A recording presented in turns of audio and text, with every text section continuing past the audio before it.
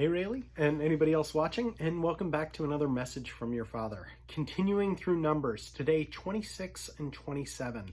So we've been looking at God blessing the Israelites through Balaam. Though Balak intended it to be a curse, God had other plans. So very cool, we got to see multiple iterations of that. There's multiple times where Balak is like, hey, curse these people. And Balaam says, I can only say what God tells me to say. And so blesses them multiple times. Beyond that, though, we also looked at the Israelites being seduced by false gods and by Moabite women.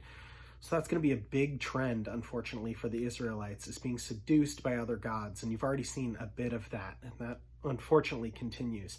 Today, we are going to look at a second census taken in Israel. I'll go ahead and apologize now for when I butcher all those names.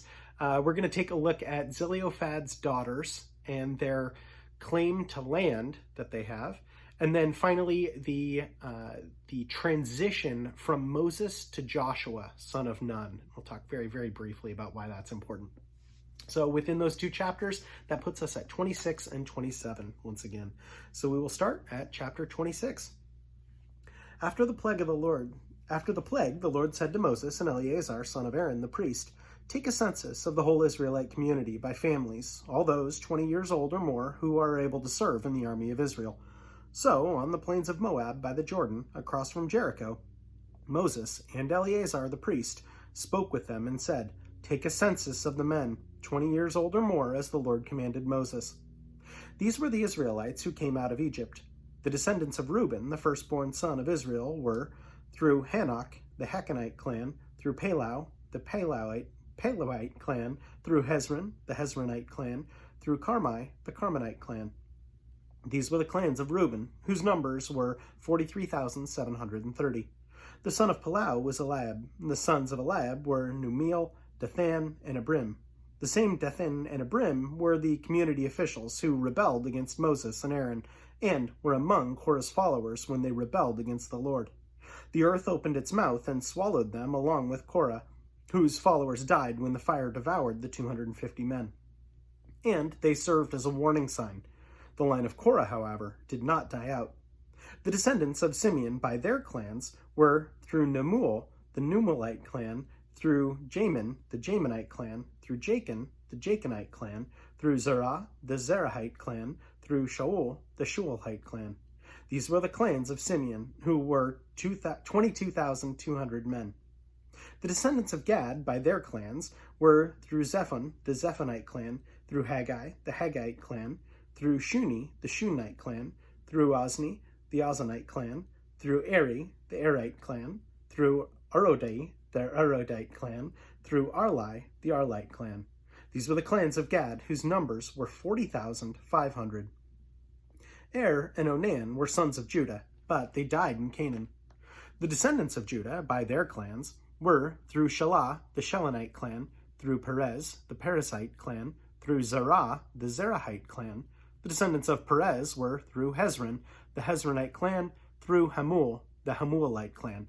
These were the clans of Judah, whose numbers were 76,500.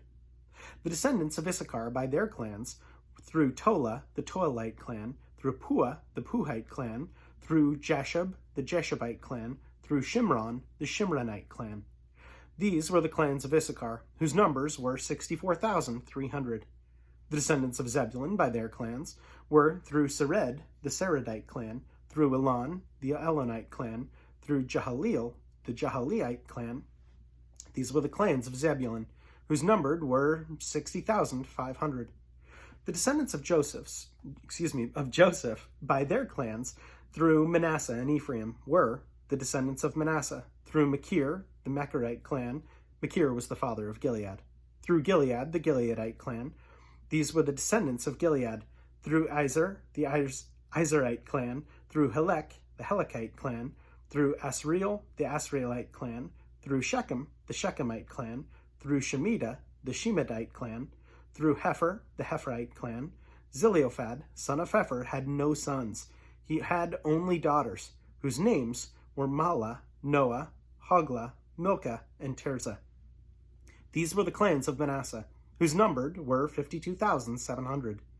These were the descendants of Ephraim by their clans, through Shuthelah, the Shuthelite clan, through Bekir, the Becherite clan, through Taran, the Taranite clan. These were the descendants of Shethulah, through Iran, the Aronite clan. These were the clans of Ephraim, whose numbered were 32,500. These were the descendants of Joseph by their clans. The descendants of Benjamin by their clans were Bela, the Belite clan, through Ashbel, the Ashbelite clan, through Hiram, the Hiramite clan, through Shuppum, the Shuppuamite clan, through Huppam, the Huppamite clan. The descendants of Bela through Ard and Naaman were through Ard, the Ardite clan, through Naaman, the Naamanite clan. These were the clans of Benjamin, whose numbered were 45,600. These were the descendants of Dan by their clans, through Shuham, the Shuhamite clan. These were the clans of Dan. All of them were Shuhamite clans, and numbered they were 64,400. The descendants of Asher by their clans were through Imnah, the Imnite clan, through Ishvi, the Ishvite clan, through Beriah, the Berite clan, and through the descendants of Beriah, through Heber, the Heberite clan, through Malchiel, the Malchielite clan. Asher had a daughter named Sarah. These were the clans of Asher, whose numbered were 53,400. The descendants of Naphtali by their clans were through Jeziel, the Jezreelite clan, through Guni, the Gunite clan, through Jezer, the Jezerite clan, through Shalim, the Shaleemite clan. These were the clans of Naphtali, whose numbered were 45,400. The total number of men of Israel was 601,730. The Lord said to Moses, "The land is to be allotted to them as an inheritance based on the number of names. To a larger group, give a larger inheritance, and to a smaller group, a smaller one. Each is to receive its inheritance according to the number of those listed. Be sure that the land is distributed by lot, what each group inherits will be according to the names for its ancestral tribes. Each inheritance is to be distributed by lot among the larger and smaller groups." These were the Levites who were counted by their clans.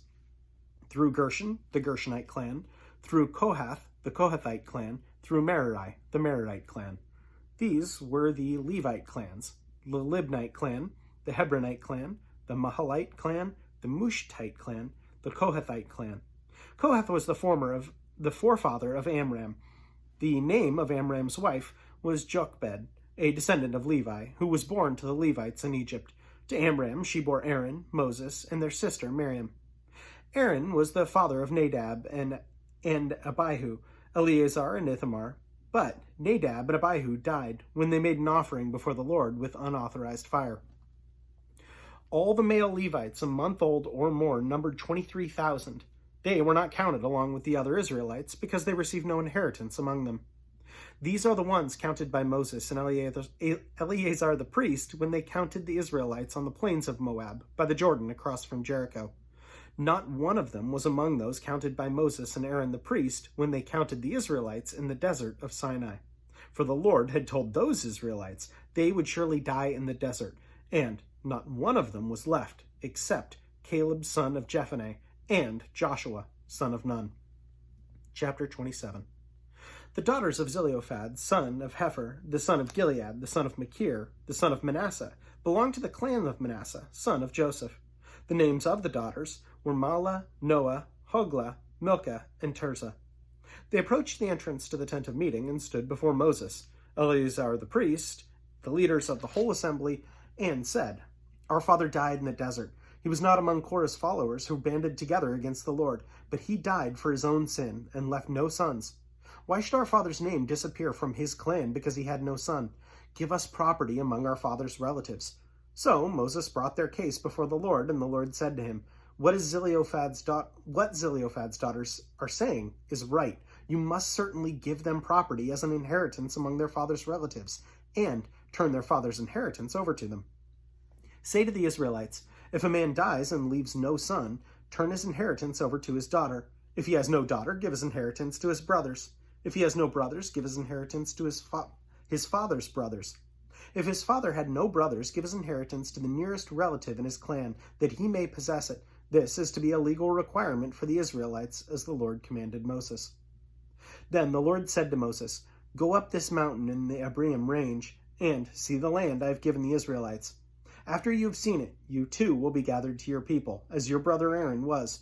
For when the community rebelled at the waters of the desert of Zin, both you disobeyed my command to honor me as holy before their eyes. These were the waters of Meribah Kadesh in the desert of Zin.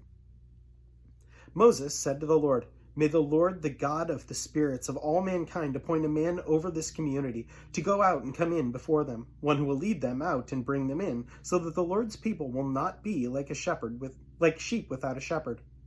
So the Lord said to Moses, Take Joshua, son of Nun, a man in whom is the Spirit, and lay your hand on him. Have him stand before Eleazar the priest and the entire assembly, and commission him in their presence. Give him some of your authority, so that the whole Israelite community will obey him. He is to stand before Eleazar the priest, who will obtain decisions for him by inquiring of the Urim before the Lord. At his command, he and the entire assembly of the Israelites will go out, and at his command, they will come in. Moses did as the Lord commanded him. He took Joshua and had him stand before Eleazar the priest and the whole assembly. Then he laid his hands on him and commissioned him as the Lord instructed through Moses. I think it's really cool that we get to see a passage of one godly man to the next. That transition that is, I think it's familial in a way, right? They are one family of believers, one family of God's people. And God said, hey, this is my chosen that I am using to lead you out of a place of oppression and into freedom. However, that man is also fallen, and he has done things that I am not pleased with. So I am now passing the mantle over to the next generation. And we've seen Joshua. We know Joshua, son of Nun. Again, he came back with that group that was surveying the land. And he was one of the few people, him and Caleb, son of Nun, said, we can do this. This is a crazy, powerful people. It's a beautiful land. But make no mistake, with God, we can do this. And Israel said, nope, we're not doing that. And therefore they were punished. But now, right now, where we are, we're looking at the new generation and this passing of the torch, this passing of the mantle. We took that whole census and there was nobody left from the prior generation except for the two faithful men. That is absolutely no coincidence. And God has promised, hey, you too, because you are faithful, will be rewarded for that. So that actually kind of leads into my prayer for you, really, is that though you are part of God's people and though you have been chosen, that doesn't necessarily mean life is going to be easy. Joshua does not have an easy life ahead of him leading God's people. We've already seen how stubborn they can be, but he is blessed because of it, and God will be glorified because of it. So though it may not necessarily be an easier life, there is reward that comes with that. And if not here, then it will be an eternal reward, which is infinitely greater anyway. Anyway, that is my prayer for you, that you recognize that and you take hope and peace in that. Know that I love you so much, and I'm praying for you like crazy. You're finally coming off your stomach sickness, which is huge. So that's a big win. Anyone else watching, know that I love and appreciate you as well. And we'll plan on seeing you tomorrow. Have a good one.